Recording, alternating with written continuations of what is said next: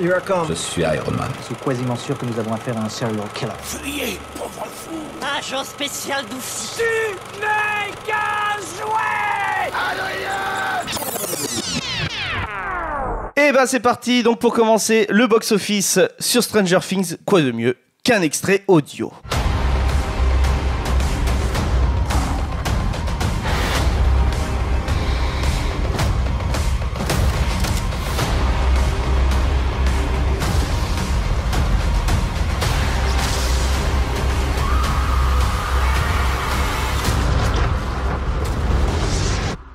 Tes amis ont perdu le combat.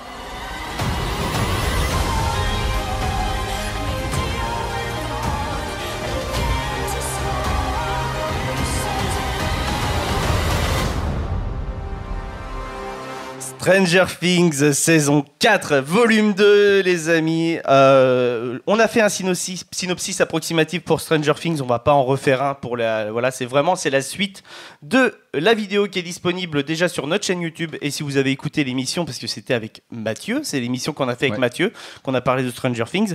D'ailleurs, merci pour les retours qu'on a eus, et merci à lui, il a parlé de l'émission lors de un de ses lives TikTok, et c'était très sympa de sa part. Donc voilà, j'espère en tout cas que cette émission vous a plu.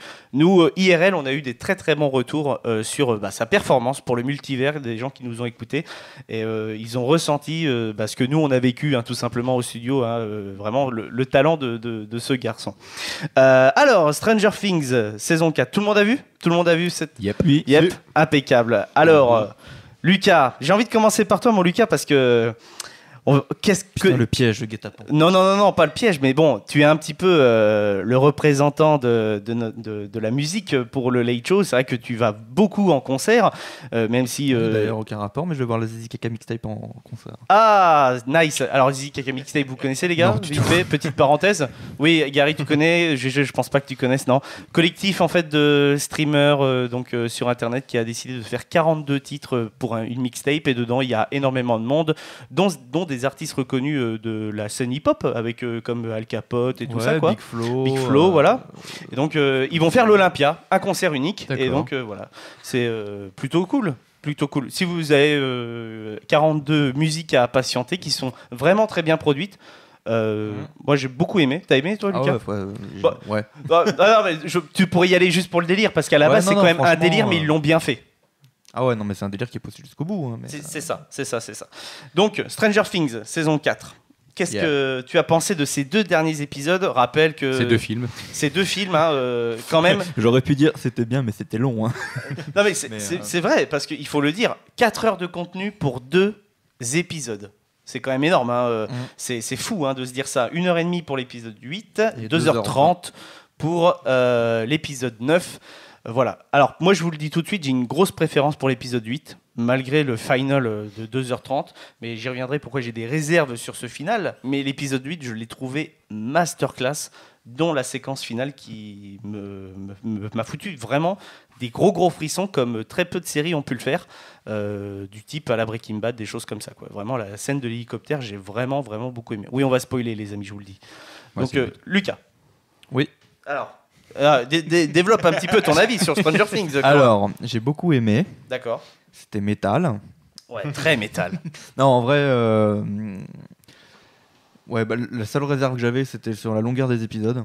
J'avais peur que ça soit hyper long. Que tu regardes et tu te dis, tu patientes, et au bout d'un moment, tu dis, en fait, tu lâches, quoi. Mais au final, je trouve que le rythme est bien foutu. Bon, sauf dans le dernier où il y a quand même quelques longueurs. Mais en soi, ça se laisse regarder. Et puis, franchement, j'ai bien accroché. Totalement d'accord avec toi pour les longueurs. Et Kichi, un petit peu ton avis sur ces 2 derniers épisodes de Stranger Things. Alors moi, un peu pareil que Lucas, je trouvais le choix discutable de faire des épisodes aussi longs. Donc moi, après, je les ai vraiment regardés comme des épisodes. Je regardais une demi-heure quand je pouvais, 20 minutes quand je pouvais. Mais pour moi, ça m'a pas choqué, mais ça m'aurait pas choqué qu'il le fasse aussi en épisode. Non, mais qu'il le fasse aussi. Il y a eu un retournement de tête de Jérôme. Mais non, alors oui, il y avait des longueurs parce que ça reste un épisode de 2 heures. Donc voilà, moi je l'ai consommé en plusieurs parties, mais je pense que oui, on peut plus ressentir ce truc de longueur.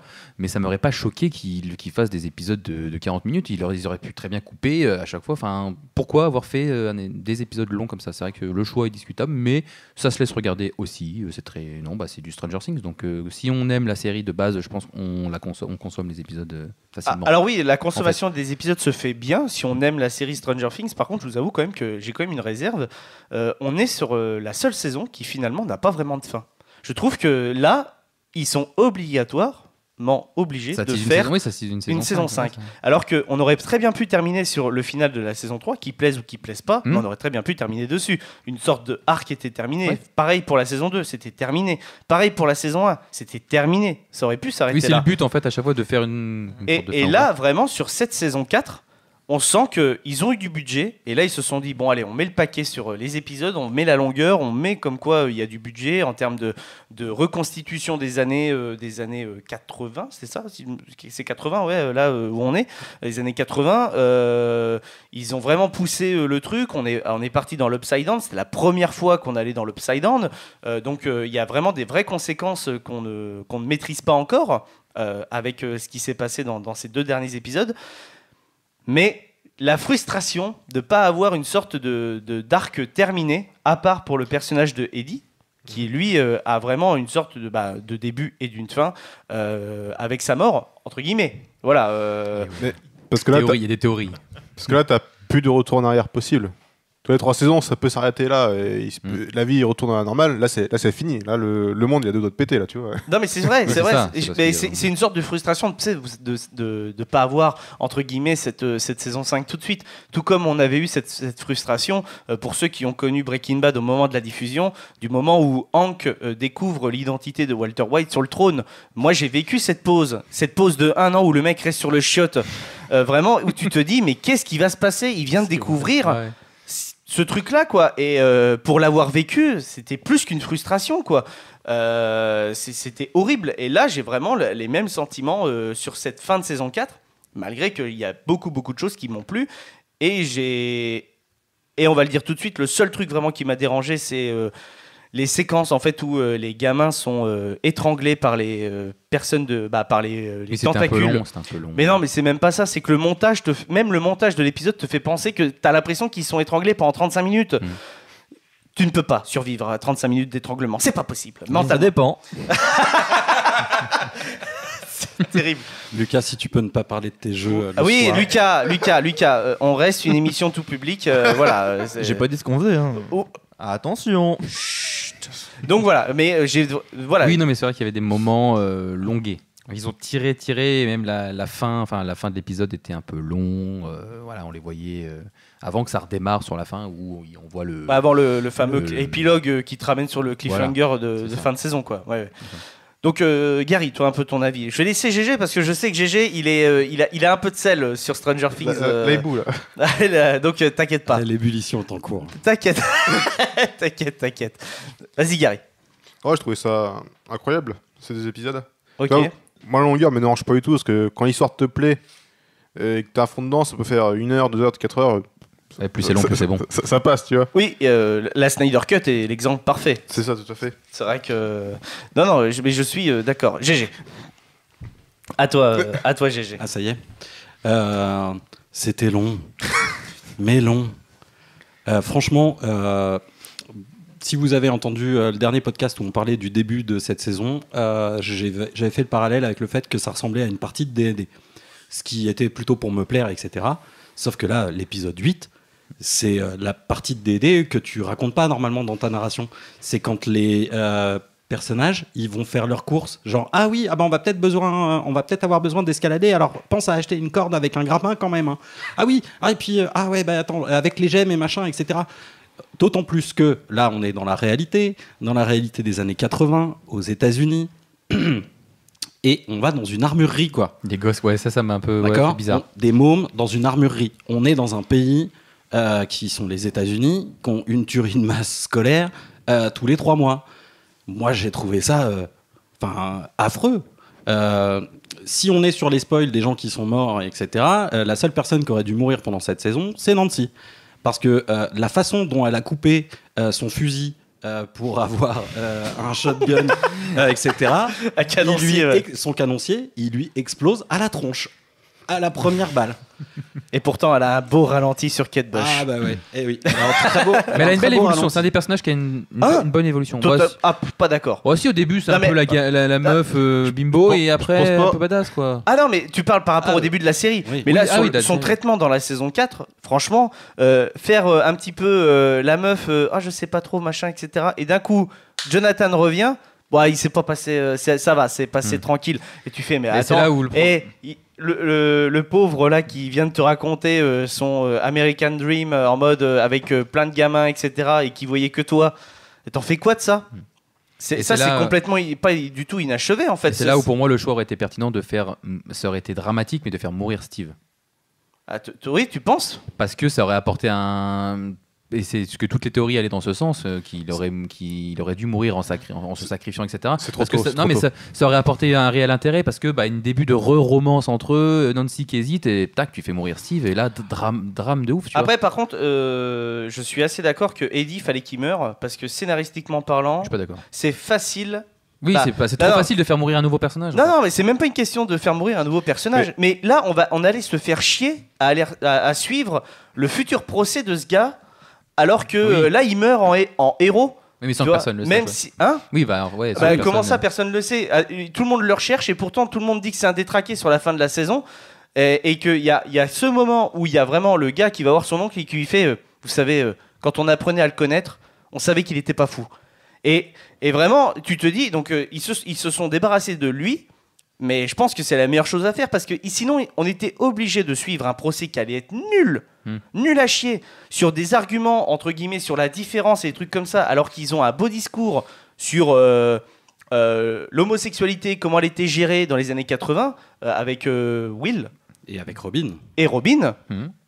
Donc voilà, je pense que ça pouvait pas aller dans ce sens-là. Clairement pas. Donc pour moi que Eddie meure, c'était pas nécessaire, mais c'était logique. Steve, je trouve pas. Je trouve qu'il a encore des choses à Ah faire. oui, non, mais Et clairement, moi, mais niveau pour moi, drama, un niveau impact, même pour Maxine ou Maxime, je sais plus, c'est Maxine. j'aurais préféré pareil qu'elle meure, ça aurait apporté du drame, on aurait pas pleuré, on aurait ressenti quelque chose. Là, on nous l'a fait ressusciter par le pouvoir de l'amitié. ouais. Le pouvoir de l'amour. C'est le pouvoir de l'amour. Par le pouvoir de la Marisou Ray Skywalker. Marissou Ray Skywalker. On va faire un truc. À chaque émission, tu rajouteras un prénom d'une personne connue. Comme si on jouait à Johnny Depp. C'est ça. Ok, ça peut être drôle. Ça peut être très drôle. Non, mais ouais, donc c'était long. Donc ça, ce traitement-là, j'ai eu du mal avec le passage dans le dans l'armurerie là. Ah, dans l'armurerie, ouais, ok, etc. d'accord. Et alors le dernier épisode, enfin le seul truc cool, c'est donc cette fameuse reprise de Master of Puppet. C'est cool. Sauf que le Master of Puppet, c'est pas Eddie, quoi. C'est clairement Vecna, avec ce côté tentacule. Je vous tiens, je fais ce que je veux de vous, les gamins. Je vous désarticule comme je veux, etc. Après, est-ce que justement, je pense qu'il est là le parallèle, etc. C'est-à-dire qu'ils se battent contre le maître des marionnettes. Et puis il le provoque avec cette musique, Et surtout. il le provoque avec cette musique-là. Bon, voilà. Comme tu dis, on se serait peut-être tapé un procès, etc. Mais pourquoi pas, en fait? Ça aurait peut-être été intéressant. Là, en fait, j'ai l'impression que les producteurs se débarrassent de Eddie parce qu'ils savent pas quoi en faire à la saison prochaine. C'est dommage. En effet, ça aurait peut-être eu plus d'impact de faire mourir un personnage plus ancien, etc. Et du coup, moi qui n'ai pas apprécié cette fin de saison, tuer Maxine, ça m'aurait pas plu dans ce contexte-là, mais la tuer, et bah ouais, tu fais pas ça, arrête quoi de ressusciter les gens, et des burnes un peu quoi. Non, par contre, moi je suis assez d'accord sur la toute fin où Maxine est à l'hôpital. J'ai trouvé que c'était un peu poussif que Eleven aille, voilà, et surtout que on a la scène, on la voit se démembrer. Le plus dur est fait. Tu vois, c'est ça, ça ouais. sert à Mais rien. c'est surtout que tu nous l'as fait, tu lui as fait échapper la mort une fois. Donc il y a eu ce côté un peu Jon Snow, mort mais pas mort en fait. Et là tu la tues à la fin de saison. Et là tu dis merde, en fait elle est vraiment morte parce qu'on a déjà eu ce côté, elle a échappé à la mort de près. Et puis même. Et là une deuxième fois, il- ça fait redondant. Et puis ils l'ont filmé. pas vu Game of Thrones. Retourne pas. Non, mais t'inquiète. Retournez pas le couteau dans la plaie. Non, mais en vrai. Elle est belle. En vrai, oui, je suis d'accord. Pour Maxine, franchement, j'ai pas d'autre choix que d'acquiescer ton argument, GG, parce que ils avaient fait le plus dur. On a les bah effets oui. spéciaux, on a les bras qui se pètent, on a tout, tu vois. Finalement, qu'elle soit. En plus de ça, ça a amené en plus un côté dramaturgique qui était pas mal pour le personnage de Lucas, qui est plutôt inexistant sur cette saison. Et finalement, avec ce final. On a une reprise de conscience du personnage où il se dit putain les copains c'était vachement bien quand même plutôt que l'équipe de basketball voilà mais tu vois et là le fait qu'ils se disent ça et que sa copine meurt là franchement ça aurait été beaucoup Mais oui, plus oui. impactant tu vois pour lui. Plus impactant. Alors, est-ce que Netflix et tout ça, ils cherchent pas derrière à s'ouvrir un peu plus sur de l'inclusivité qu'ils n'arrivent pas à faire, c'est-à-dire qu'avec un personnage handicapé aveugle, Ouais, mais ça serait. comment Tu crois Bah, Tu crois qu'ils vont pousser le truc là comme ça en l'occurrence, qu'est-ce que tu veux faire de Maxine à part lui mettre une canne blanche dans les mains tu vois, et peut-être que du coup, ça lui donnera une sensibilité autre, vu qu'en plus de ça, c'est à cause de Vecna. Peut-être qu'elle aura des débuts de pouvoir. On peut imaginer ce genre de choses. Après tout, Daredevil, c'est parce qu'il a de la cécité que c'est un super-héros. Qu'il est atteint de cécité, pardon. Il a. Bref, pourquoi pas. Bon, ça m'aurait fait chier qu'elle meure pour ce final, mais quand même, ça aurait été mieux. Et dernière chose sur les longueurs, la fin, quoi. Quand ils retournent dans la baraque de Eleven, je me suis dit, ils vont finir par faire une lessive. Ah, mais franchement, alors je l'ai regardé dans un contexte où je l'ai maté avec 2 potes, etc. Et franchement, on se regardait, mais on s'en fout. Bah, c'est la Mais on happy s'en- end. Mais c'est pas une happy end, ils sont en train de faire le ménage. Arrête tes conneries. C'est quoi? C'est un béco. Non, mais je me suis dit. Ouais. Ah non, je me suis dit, c'est pas possible. Ça y est. Ah mince, il n'y a plus de lessive. Ouais, on les a déjà vu faire leurs courses dans l'épisode précédent. Ça y est, là, ils font le ménage. Wouh. Les courses dans un Walmart un peu poussé hein, quand Voilà, même, c'est hein. ça, dans un Walmart à shotgun. Ouh. Tout est Et comment il s'appelle le shop en plus? Il a un nom. Ça fait ultra attractive. Ah ouais. Ah ouais. Je sais plus, mais bref, je crois que le shop où ils vont acheter les guns, c'est genre un nom limite, ça peut être fun. Ouais, genre, ça aurait pu être Ammunition, ça aurait fait. Mais ça aurait fait peur à personne, limite quoi. à la référence à la référence justement de GTA, ça aurait été drôle. Mais ouais, je crois qu'il a un nom attractif. Je regarderai après l'enregistrement. Donc, autre chose à rajouter, Lucas, sur Stranger Things, non? Non. Non, impeccable. Gary, des choses à rajouter sur Stranger Things? Non, peut-être un petit truc. Oui. J'ai l'impression qu'avec cette saison, on a presque toutes les réponses à nos questions. C'est pourquoi il y a des créatures qui viennent dans notre monde pour buter Eleven, tu vois. Ouais. Après, moi, ce que je me pose toujours la question, c'est pourquoi l'Upside Down ressemble à un autre monde, tu vois. Parce que lorsque One arrive dans ce monde, il n'y a rien, tu vois. C'est une autre planète, limite, tu vois. Ouais, c'est ça, en fait. Et pourquoi après les bâtiments sont apparus Ouais, ça. On sait pas trop ça encore. En fait, moi, j'ai pas compris. Alors, à moins que j'ai loupé les infos dans l'épisode, j'ai pas compris. On nous dit que l'Upside Down, il existait déjà. Enfin, on apprend qu'il existait déjà quand One il y va. Mais du coup, à l'épisode d'avant ou encore avant, on nous dit qu'il a été créé en 83, puisque tout est figé en 83 au moment où. Il a pas pu évoluer après 83 parce que je pense, à titre personnel, que c'est vraiment One qui a reconstruit le Upside Down. Il a reconstruit en fait de sa mémoire ce qu'il voyait. C'est vu que c'est lui qui fait le flagelleur. Oui. Ouais. Tu vois, avec ces espèces de particules. C'est pour ça que tout vole. En fait, tout ce qu'on voit, c'est des particules qui sont modélisées par One. Ça prouve la puissance du gars. Mais le flagelleur, normalement, le flagelleur, c'est le maître de Vecna, enfin de One. Normalement, c'est son. Ah, c'est l'inverse. Non, c'est l'inverse. Ah, c'est l'inverse. C'est Vecna qui est le maître du flagelleur. D'accord. Ouais, il est ben de tout, en fait. Et pour le moment, alors peut-être que dans la saison 5, on aura une sorte d'autres personnes plus puissantes que Vecna, puisqu'il y a cette fameuse théorie, et là je vais vous lancer sur les théories sur la saison 5, cette théorie comme quoi le fameux dessin que l'on voit dans la fameuse scène de voiture entre Will et Mike, où il explique comme quoi Mike est un petit peu le numéro 1, le leader, comme quoi ce dessin a été demandé par Eleven Seven pour représenter ce pouvoir de l'amour, etc., finalement que c'est faux. On sait que c'est tout ce que Will dit, c'est qu'il est amoureux de Mike dans cette scène-là. Et vraiment, voilà. Et il y a un dragon qui est représenté. Et ce dragon pourrait être le méchant de la saison 5. Parce que c'est apparemment ce dragon dans D&D, c'est un des personnages les plus puissants de l'univers de D&D. Donc possible qu'il apparaisse. Après il y a d'autres rumeurs, genre Ekichi, tu parlais tout à l'heure avant, Donc, ouais, quand on faisait un petit débriefing avant. Je ne connais pas donc du coup l'histoire de Donjons et Dragons, mais il y a une théorie qui dit que Eddie va revenir en vampire parce que donc dans Donjons et Dragons il y a un vampire qui est le sous-fifre de Vecna, je crois, et que comme Eddie a des tatouages de chauve-souris puis qui se fait bouffer, qui meurt mordu par des chauves-souris, etc., et que sa mort est un peu prématurée, donc du coup il reviendrait. Et je crois aussi avoir vu l'info comme quoi il était casté pour la saison 5 aussi, donc ça avait fuité. Donc bon. Ah ouais. Dans la Mais logique, alors, et parce qu'il y a une autre question aussi qui est intéressante et qu'on n'a pas résolue, c'est que est-ce que finalement quand on va dans l'Upside Down on meurt vraiment? Parce que One, on s'est pas posé la question, mais One, dès le premier truc où il arrive dans le Upside Down, il prend un putain d'éclair. Quand tu prends un éclair, t'as peu de chance pour que tu survives. Oui, en fait, peut-être que tu te fais transformer si tu meurs dans l'Upside Down. Il a mangé quoi pendant 3 ans? On sait pas. Et puis t'as plein de trucs comme ça aussi, vraiment ce genre de trucs. Ouais, mais... Enfin, pitié les gars, quoi. Qui a mangé Vecna? Est-ce qu'il allait aux toilettes, etc. Enfin, on a déjà vu les gamins faire le ménage. Ce sera dans un spin-off, t'inquiète. Ouais, c'est possible. Mais la vie de Vecna. Enfin, je sais pas. Non, tu disais qu'il y avait plein de choses de résolues, etc. Mais enfin, moi, je suis désolé, on n'a pas résolu ce que foutaient les Ruskov. Pourquoi les Ruskov, ils ont cette fameuse poudre dans cette ville? Pourquoi eux, ils ont de la poudre et pas une porte? Pourquoi, s'il pouvait y avoir une porte, pourquoi elle n'est pas utilisée par les gens qui sont là-haut? Pourquoi tout est fait à distance alors que tu aurais pu réunir tes personnages?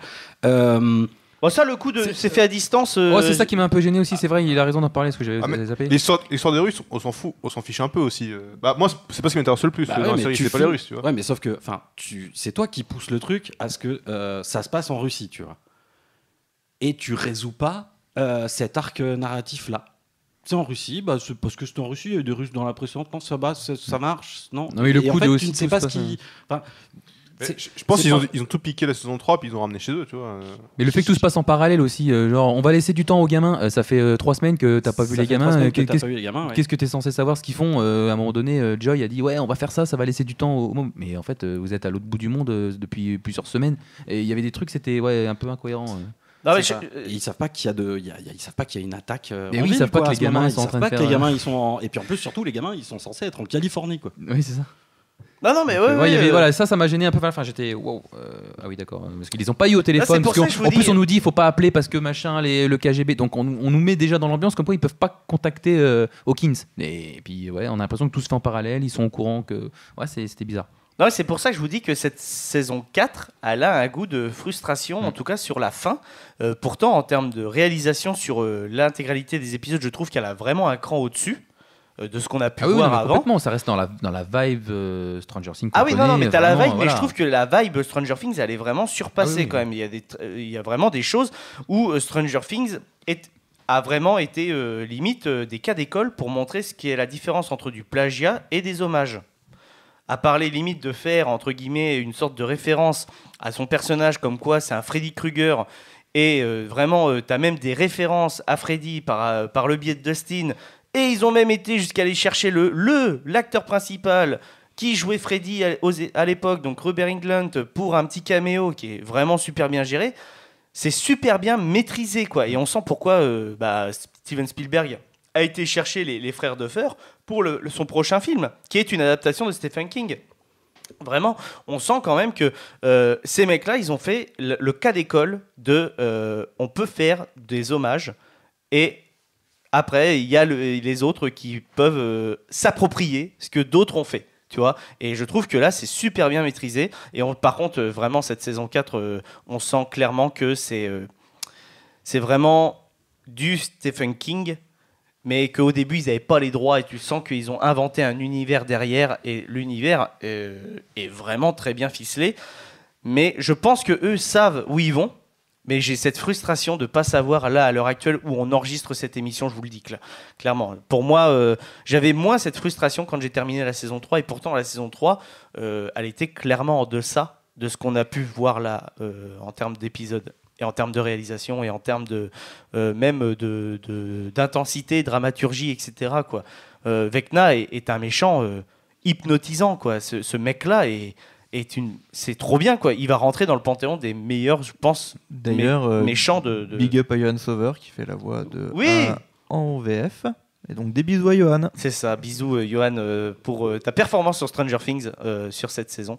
Voilà, moi je vous avoue, j'ai les regardé en VO, mais parce que j'ai regardé toutes les saisons en VO. J'ai commencé en VO, c'est difficile de rattaquer en VF.